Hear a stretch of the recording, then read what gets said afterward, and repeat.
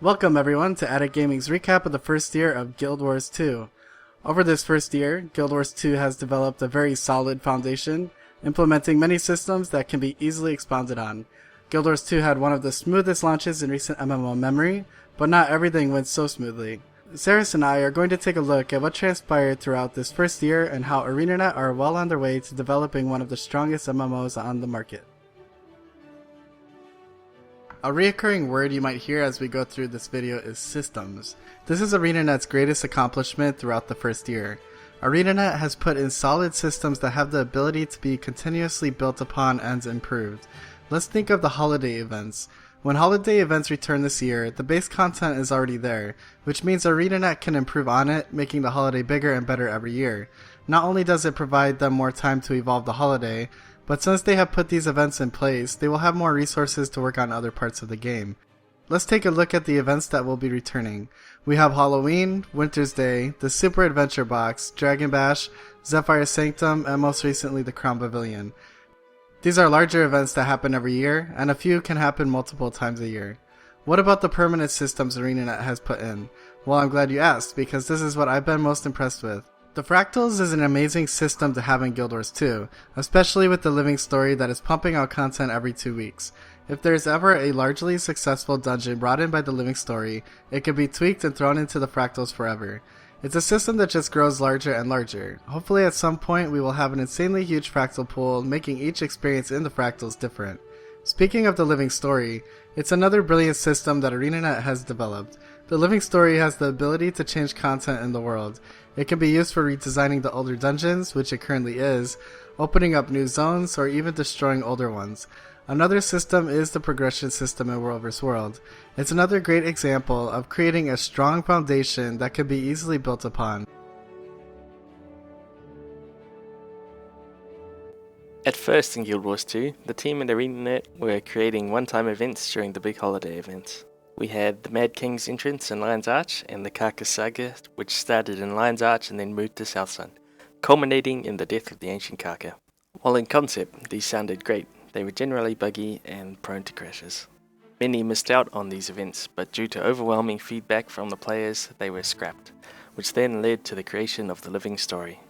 The Living Story is one of the greatest improvements to Guild Wars 2 as it brings us the players content every 2 weeks, which helps keep us entertained in a game which you would think wouldn't be getting many content updates due to a lack of a subscription fee. The level of content being pushed out by the Living Story so far is far above what I've seen other games with the sub deliver. The Living Story not only provides us with exciting new content, but it also provides itself as a vector for changes throughout the game world, such as changes to geographic locations and revamps to dungeons. Having started off with only a small team, the first arc of the Living Story took a while to develop, but just a few months after they have grown so that we have now 4 teams devoted to the Living Story, and the amount of content that they are producing is tremendous. I personally loved the introduction of the Aether Blades during the Sky Pirates of Tyria event. They were really fun to fight against. They stood out amongst regular pirates and bandits with their steampunk themes combined with their ships. With this in mind, I can't wait to see what they bring out in the future with the endless possibilities for the Living Story.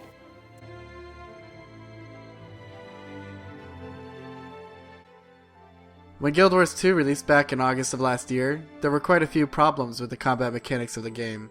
While story dungeons were executed to a higher standard, explorable dungeons felt as if they were in the wrong game. Content must be designed in a way to maximize the potential of Guild Wars 2's amazing action-based combat system. The problem it seemed that ArenaNet ran into was making content much more challenging without destroying the integrity of the combat system. To make things difficult, more damage was added, so much that it was nearly impossible to survive many encounters. This isn't the definition of hard or challenging, but I feel the definition of poor mechanics. But let's look at the game today. ArenaNet has grasped the concept of action-based style combat, as opposed to a system developed around the Holy Trinity. Most encounters that players experience today consist of highly technical fights which require a higher amount of precision and personal skill to finish. We need to look no farther than the recent Living Story update that introduced the Queen's Gauntlet.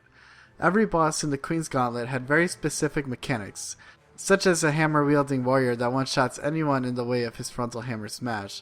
a rifle-wielding boss that one-shots players with a kill shot, while mines that are scattered all across the floor make it difficult to dodge. And of course, Liadri. Look at Liadri's fight. Every single mechanic in this fight is completely avoidable. This is an example of a very technical encounter that also requires players to be very precise in their actions. The Queen's Gauntlet is only a taste of the new combat mechanics ArenaNet has been putting into the game. The combat system in Guild Wars 2 is my favorite system in any MMO I have ever tried. It just needed the content to do it justice. When Guild Wars 2 was released, the game had some good systems and ideas in place that were fun to do, such as dynamic events, but there was always a lack of tangible rewards.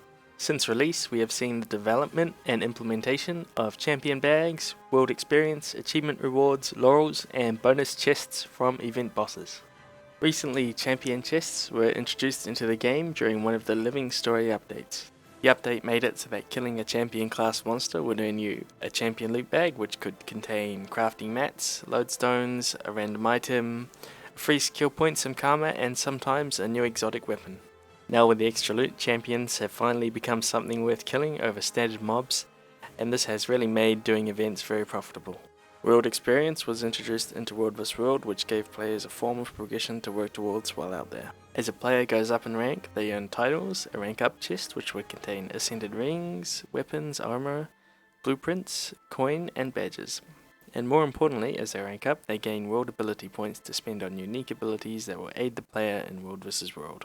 The achievement system was overhauled to provide reward chests at certain stages of progression through achievement points, awarding skins, gold, badges, consumables, laurels, gems, and various account bonuses such as account-wide gold find.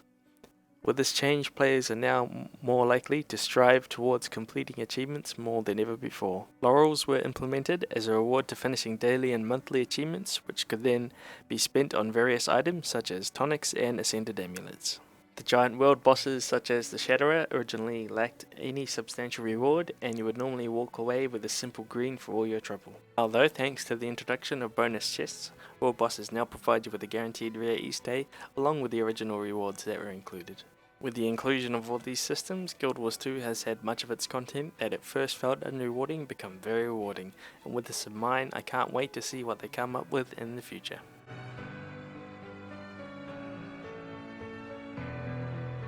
Piggybacking on the subject of combat mechanics, it's time we talk about dungeons.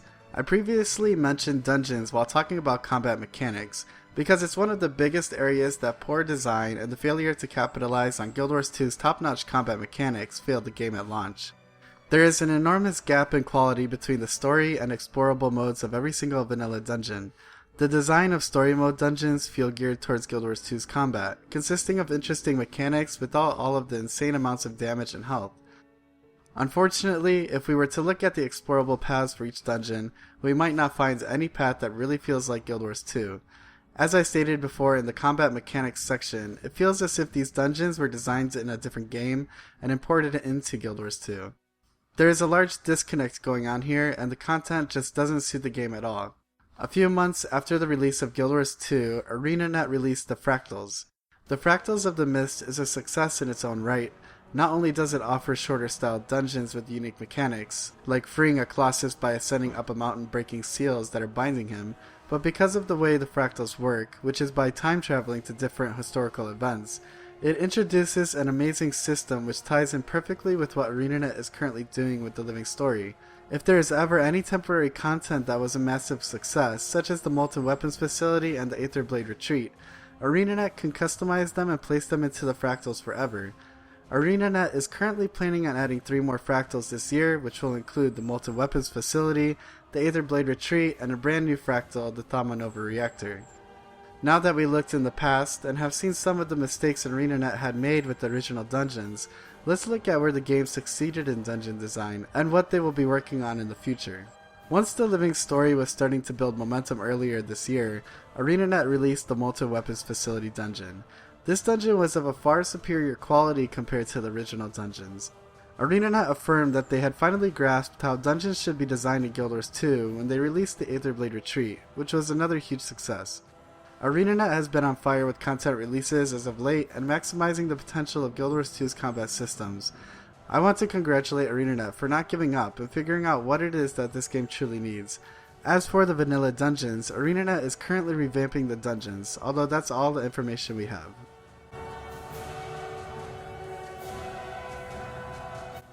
One of the problems Guild Wars 2 encountered at release was there was a lack of content, aside from World vs. World, for groups and guilds larger than 5 to partake in. ArenaNet has worked hard in creating a part of the game for guilds to play together. Guild missions are a product of this work, and they allow guild members to play together in larger numbers. The guild missions are currently separated into 5 different types, which are bounties, treks, challenges, rushes, and puzzles. Bounties consist of a number of targets located throughout the world which you must find and capture within 15 minutes of starting the mission. The targets range from wandering NPCs with set paths to hide-and-seek type ones which will require you to inspect various objects throughout the map to get them to appear. The treks will have guild members scouring the world to find various special locations which must be found within 20 minutes. Challenges are one of the more involving missions, as it has various tasks which your guild must coordinate and work together on in order to complete, such as destroying 5 crystals within 30 seconds of each other. Rushes consist of an obstacle course where participants are turned into various animals and must make their way through hazardous traps and monsters to reach the finish line. The final mission type, guild puzzles, are set in locations around the world where your guild members must work together in order to progress through them and complete them under the time limit. Puzzles include things such as getting people to open a curtain to observe a pose that a figure in a painting is doing, and then passing that on to others to perform. With the guild mission system in place, ArenaNet has created something that can be continuously expanded upon with newer and more exciting guild missions, partially filling in the gap for guild-based content. One of the most anticipated features of Guild Wars 2 was World vs. World. Unfortunately, at release, World vs. World was lacking a few key features. A prime example would involve becoming a commander. At the beginning of the game, 100 gold was a good chunk of change, so some guilds pulled together gold to be able to buy a commander's tag. Other than having a blue Dorito on top of your head, which is visible to the entire Borderlands, there is no functionality to the commander's tag. Giving certain tools to a commander, such as making large groups, where every player is visible to each other on the map, can change the way World vs. World works. As of now, the only thing a commander tag does is promote zerging, because random players will join on the commander's tag. If a commander is able to select who the commander's tag is visible for, players will have to start running in more structured groups, and guilds will have the luxury of running with 15 or more guild members together on a commander's tag without having to worry about creating a zerg. Luckily though, the developers of World vs. World have come out recently and made it clear that they realized the problems with the commander system and the need for change. Speaking of guilds in World vs. World, in my opinion, there is still a major lack of incentive for guilds to dominate in World vs. World. Some sort of guild ranking system that can keep track of all of a guild's members' contribution to World vs. World would be brilliant, and add fierce competition between guilds. Claiming a tower or key for your guild is neither exciting nor is it anything to write home about. Another key feature that was lacking from World vs. World at launch was a progression system. Now, there is a leveling system inside of World vs. World that goes up to 10,000 levels. As you level, you receive a rank point which can be spent in masteries. As you put rank points into a mastery line, which can include anything from arrow cart mastery to guard killer to supply master, you will become more effective in that area. Masteries are constantly being added and retooled. It's another great system that ArenaNet has put into place that they can easily build upon. Another problem that has been plaguing World vs. World is the whole idea of zerging. Zerging in World vs. World at the moment is the most viable strategy, albeit not the most interesting. ArenaNet has just released a sneak peek of more control points on the Borderlands, which is desperately needed to spread players out into smaller groups. We will have to wait and see the results of their efforts.